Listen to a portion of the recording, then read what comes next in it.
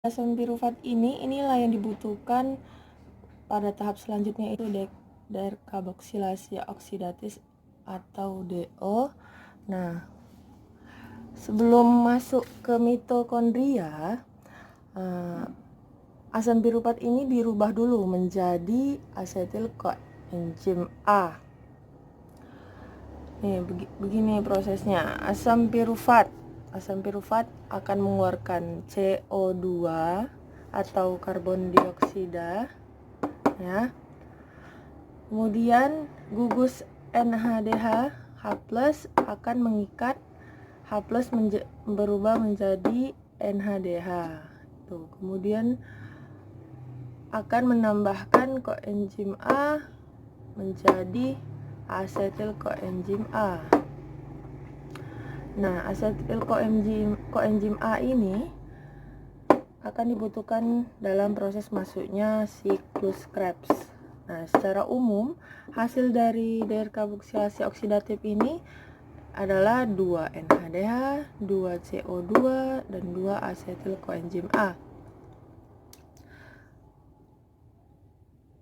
Nah, 2 asetil koenzim ini akan dibutuhkan lagi dalam proses selanjutnya, yaitu proses siklus Krebs. Ibu akan tayangkan video berikut ini. Krebs atau siklus asam sitrat. Siklus ini merupakan siklus penyelesaian penguraian glukosa dengan cara mengoksidasi turunan pirufat menjadi karbon dioksida.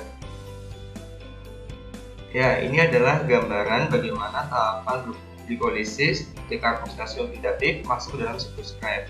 Siklus Krebs ini terjadi di matriks mitokondria. Baik, kita lihat tahapannya nih. Pertama adalah ada asetil-CoA dan ada oksaloasetat.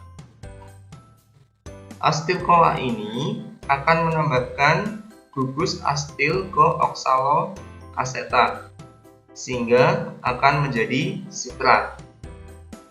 Kemudian sitrat mengubah isomernya dengan cara membuang dan menerima molekul H2O sehingga akan terbentuk isositrat.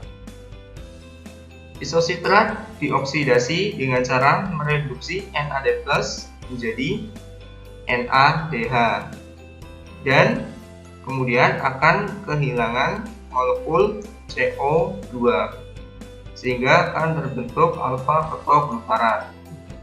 Pada alfa ketogluparat ini pertama dia akan kehilangan molekul CO2 dan dioksidasi dengan cara mereduksi NAD+ menjadi NADH. Kemudian molekul yang tersisa akan mengikat ke koenzim A sehingga terbentuk suksinil CoA. Suksinil CoA ini dengan bantuan fosfat yang akan menggantikan koenzim A kemudian ditransfer ke guanosin difosfat menjadi guanosin trifosfat. Perubahan kemudian ada siklus ini, guanosin trifosfat jadi guanosin difosfat dengan melibatkan ADP menjadi ATP sehingga terbentuklah suatu senyawa yaitu suksinat. Nah, suksinat ini mentransfer 2H+ sehingga FAD menjadi FADH2 sehingga akan terbentuk fumarat. Kemudian fumarat ini dengan cara penambahan molekul H2O akan membentuk malat. Malat dengan cara direduksi NAD+ menjadi NADH membentuk oksaloasetat.